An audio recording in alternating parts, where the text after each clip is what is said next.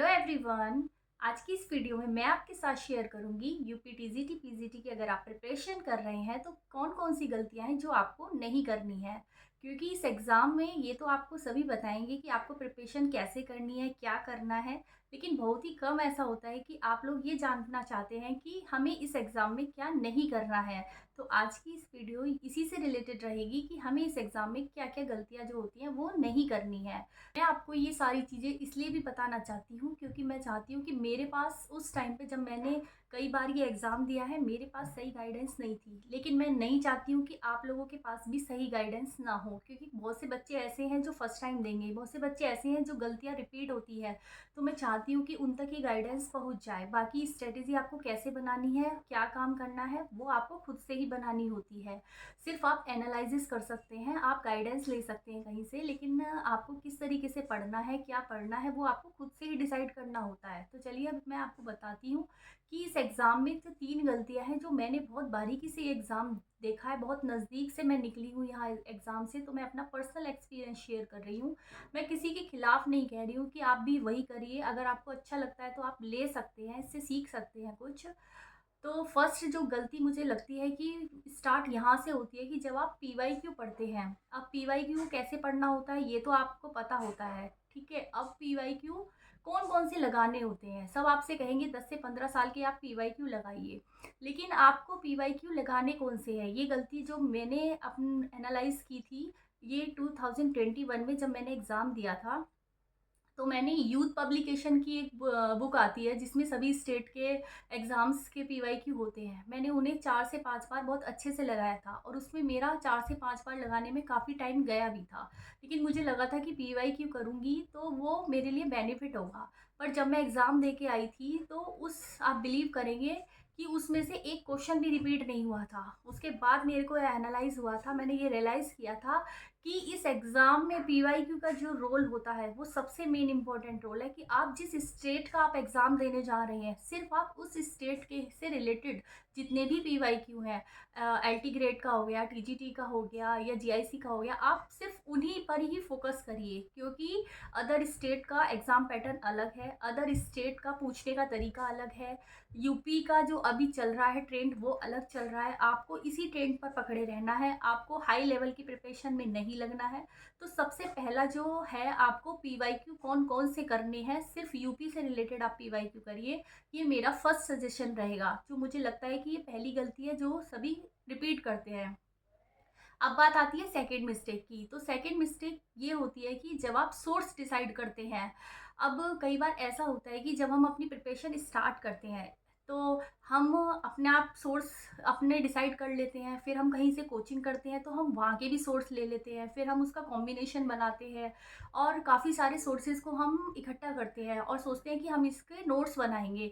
अब नोट्स बनाने में भी क्या करते हैं कि जिन बुक्स के नोट्स बनने चाहिए वो नोट्स नहीं बन पाते हैं और जिनके नहीं बनने चाहिए हम वो बना देते हैं। तो आपको यही टाइम होता है जब आपको अपने सोर्स डिसाइड करने पड़ते हैं और उन सोर्स पर आपको लास्ट एग्ज़ाम के डे तक आपको रिलायबल रहना पड़ेगा।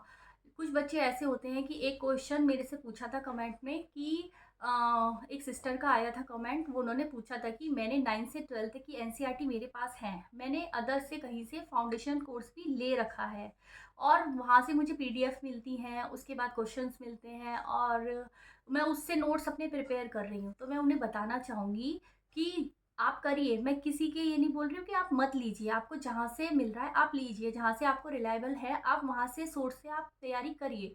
लेकिन आप एक बात बताइए कि अगर आप एनसीईआरटी से स्टार्ट कर रहे हैं तो एनसीईआरटी को आप कितना टाइम देंगे? आपको 20 और 80 का फॉर्मूला अपनाना पड़ेगा यहाँ पर। 20% टाइम आपको अगर एनसीईआरटी पर देना है तो 80% टाइम आपको अपनी स्टैंडर्ड बुक्स पर देना है। क्योंकि एनसीईआरटी सिर्फ आपका बेसिक क्लियर करती है, कॉन्सेप्ट क्लियर होता है, लेकिन जो आपका एग्जाम क्लियर कराएगा वो आपकी स्टैंडर्ड बुक्स ही होंगी। ये आपको लास्ट तक ध्यान रखना है। अब आपको स्टार्ट कहाँ से करना है? जब आप एनसीईआरटी कर रहे हैं तो आप, मुझे नहीं लगता कि उसके आप नोट्स बनाइए। वो आप हाइलाइट करके वहाँ भी पढ़ सकती हैं एनसीईआरटी को, क्योंकि आपको बेसिक क्लियर करना होता है। और अगर आपको अपने नोट्स में ऐड करना ही है तो आप पीवाईक्यू में देखिए कौन से टॉपिक रिपीट हो रहे हैं, सिर्फ उन टॉपिक को एनसीईआरटी से अपने नोट्स में आप ऐड करिए। और आपको जो नोट्स बनाने स्टार्ट करने चाहिए, मुझे लगता है कि स्टैंडर्ड बुक पर आपका मोर फोकस होना चाहिए। एनसीईआरटी स्टार्टिंग के लिए है, लेकिन ज़्यादा फोकस जो आपका होगा वो स्टैंडर्ड बुक्स का ही रोल इसमें मेन होता है। तो मुझे लगता है कि सोर्स जो होते हैं बहुत मेन रोल प्ले करते हैं कि आपको क्या पढ़ना है, कितना पढ़ना है, कैसे पढ़ना है, और लिमिटेड टाइम में आपको किस चीज़ों पर ज़्यादा फोकस करना है। क्योंकि 15 से 20 क्वेश्चंस ही आपको फैक्चुअल मिलेंगे जो बेसिक से होते हैं। अब 15-20 क्वेश्चन से तो आप एग्ज़ाम क्लियर नहीं कर पाएंगे। एग्ज़ाम जो क्लियर होगा वो आपका स्टैंडर्ड बुक से ही क्लियर होगा, तो आपको ये बात ध्यान रखनी है। अब बात करते हैं लास्ट मिस्टेक की। मुझे लगता है कि ये भी एक कॉमन मिस्टेक है जो पता नहीं कुछ लोगों का इस पर ध्यान जाता है या नहीं जाता है। मैं अपना पर्सनल एक्सपीरियंस आपके साथ शेयर कर रही हूँ, हो सकता है आपके लिए हेल्पफुल रहे। थर्ड मिस्टेक जो मुझे लगती है वो है लास्ट टाइम पे जब हमारी प्रिपरेशन हो जाती है एग्ज़ाम से 1 मंथ पहले, जब हम टेस्ट सीरीज़ ज्वाइन करते हैं, तो टेस्ट सीरीज़ का जो सिलेक्शन होता है वो बहुत मेन रोल प्ले करता है। मेरे साथ भी ऐसा ही हुआ था। मैंने भी टेस्ट सीरीज़ ली थी, लेकिन उस टेस्ट सीरीज़ को मैंने इस बार पूरा एनालिसिस किया और मुझे लगा था कि इससे ये बिल्कुल भी रिलेट नहीं कर रहा है। तो आप जब कोई टेस्ट सीरीज़ ले रहे हैं, मैं ये नहीं कह रही हूँ आप टेस्ट सीरीज़ कहीं से मत लीजिए, आप लीजिए। लेकिन उसको सॉल्व करने से पहले आप एक बार ये एनालिसिस कर लीजिए कि जो आप एग्ज़ाम पैटर्न चल रहा है, जो ट्रेंड चल रहा है, या अगर क्वेश्चन 3 टाइप से पूछा जा रहा है, चौथा टाइप अपने आप एनालिसिस कीजिए कि ऐसे पूछेगा। अगर उसी ट्रेंड से रिलेटेड आप टेस्ट सीरीज़ सॉल्व कर रहे हैं, तो ये आपके लिए बेनिफिट होता है। लेकिन अगर टेस्ट सीरीज़ इस लेवल की बनी हुई है कि वो पीएचडी लेवल की है, नेट लेवल की है, या उसकी लैंग्वेज बहुत हार्ड है, आपको समझने में प्रॉब्लम हो रही है, आप क्वेश्चन उसे सॉल्व करने बैठ जाते हैं डायरेक्टली, आपको ये भी नहीं पता, आप ये सोचते हैं टेस्ट सीरीज़ पे इतना आप विश्वास कर लेते हैं कि हाँ, इस टेस्ट सीरीज़ को हमें करना ही है।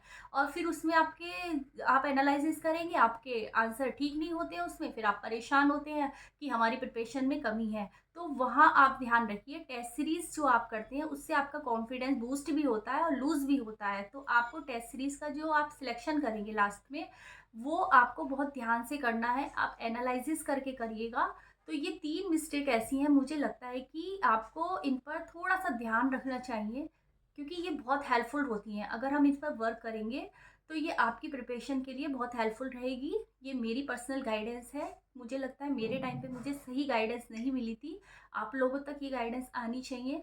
अगर आपको वीडियो इन्फॉर्मेटिव लगती है तो प्लीज़ कमेंट में अपना कमेंट करा करिए। मुझे पता चलता है कि उससे कि आप कनेक्ट कर पा रहे हैं या वीडियो आपको इन्फॉर्मेटिव भी लग रही है, नहीं लग रही है। तो प्लीज़ आप कमेंट करा करिए और जितना ज़्यादा हो सकता है आप सपोर्ट करिएगा। और अगर आपके कुछ और डाउट है तो आप वो भी मुझसे क्लियर कर सकते हैं, कुछ और हेल्प चाहते हैं वो भी आप पूछ सकते हैं। अगर साइकोलॉजी सब्जेक्ट से रिलेटेड कोई टॉपिक आपको क्लियर नहीं हो रहा है, या आपको ये जानना है कि उसमें 10 से 20 टॉपिक्स ऐसे होते हैं जो हर बार रिपीट होते हैं, वो मैं आपको बता सकती हूँ, वो आप पूछ सकते हैं मुझसे। और नेक्स्ट वीडियो आप किस पर चाहते हैं आप प्लीज़ मुझे ये भी सजेस्ट कीजिएगा। और मिलते हैं नेक्स्ट वीडियो में, तब तक के लिए बाय।